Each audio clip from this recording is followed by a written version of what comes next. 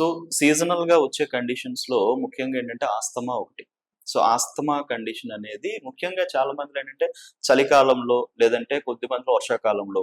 కానీ కొద్ది మందిలో రెయిన్ ఇవి సమ్మర్ సీజన్‌లో కూడా ఆస్తమా కండిషన్‌తో బాధపడుతున్న వాళ్ళు ఉన్నారు. సో, ఎవరిలో ఉంటుందంటే చాలా క్రానిక్‌గా ఆస్తమా కండిషన్‌తో బాధపడుతున్న వాళ్ళు ఇయర్స్ టుగెదర్ ఇబ్బంది పడుతున్నటువంటి వాళ్ళలో కేవలం ఒకటే సీజన్ కాకుండా అన్ని సీజన్స్‌లో కూడా దీని యొక్క సింప్టమ్స్ అనేవి కనిపిస్తాయి. అసలు ఈ ఆస్తమా ఏంటి? సో, నమస్తే. నా పేరు doctor Suresh Buddha, senior homeopathy consultant, doctor care homeopathy. So, asthma అంటే మనకి ఊపిరి తీసుకోవడం కష్టం అనిపిస్తూ ఉండడం, మొత్తం ఛాతీలో ఉండేటటువంటి వాయునాళాలు బ్లాక్ అయిపోయినట్టు అనిపించడం, శ్వాస తీసుకోవడం చాలా కష్టం అవుతూ ఉండడం, కొన్నిసార్లు చాలా అంటే లైక్ దగ్గు ఎక్కువగా రావడం, ఇలాంటి సింప్టమ్స్ అన్నీ వస్తాయి. సో, వీటినేమో మనకి లోపల పట్టేసినట్టు ఉండేటటువంటి విధానాన్ని బ్రాంకోస్పాజమ్ అంటాం. సో, కొంతమంది పెయిన్‌ఫుల్‌గా ఫీల్ అవుతారు.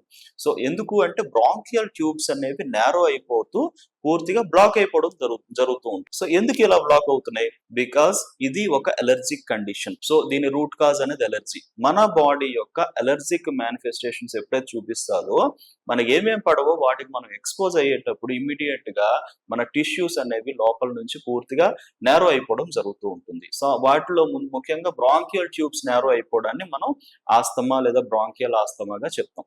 ఈ ఆస్తమా కండిషన్స్ అనేవి సాధారణంగా తెలిసేది ఏంటంటే చల్లని వస్తువులు ఏమైనా తీసుకుంటే ఇమ్మీడియేట్ గా ఆస్తమా వస్తుందండి. లేదంటే చల్లని వాతావరణంలో లైక్ ఏసీ ఎక్స్‌పోజర్ ఎక్కువగా ఉన్నా, బయట చల్లని వాతావరణం ఎక్కువగా ఉన్నా వస్తాయండి చెప్తారు. కొన్నిసార్లు ఈవెన్ సమ్మర్ లో కూడా ఎప్పుడైనా చల్లని ఫుడ్స్ ఏమైనా అనుకోకుండా తీసుకున్నారు అంటే గనక వాళ్ళు ఇమ్మీడియేట్ గా అదే రోజు ఆస్తమాకి లోనయ్యేటువంటి పరిస్థితులు కూడా చూస్తూ ఉంటాం.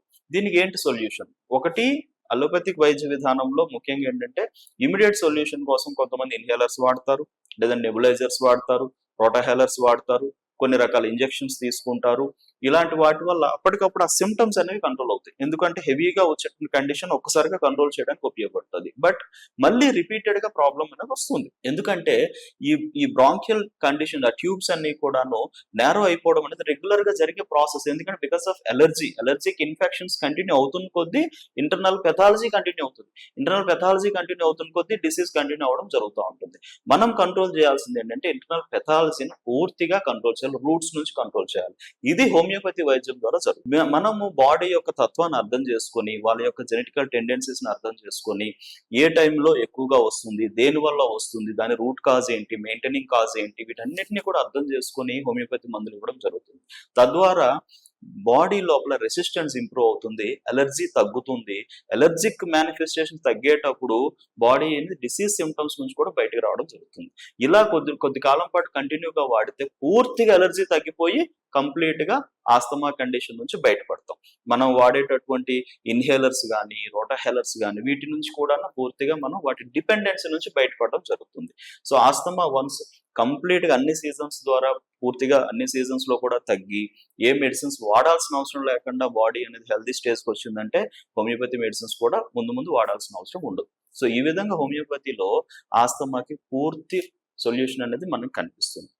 సో, కింద స్క్రోల్ అవుతున్న నెంబర్కి కాల్ చేసి ఆస్తమా బాధితులు ఎవరైనా ఉన్నా కూడా డాక్టర్ కేర్ హోమియోపతి క్లినిక్స్ ని సంప్రదించండి.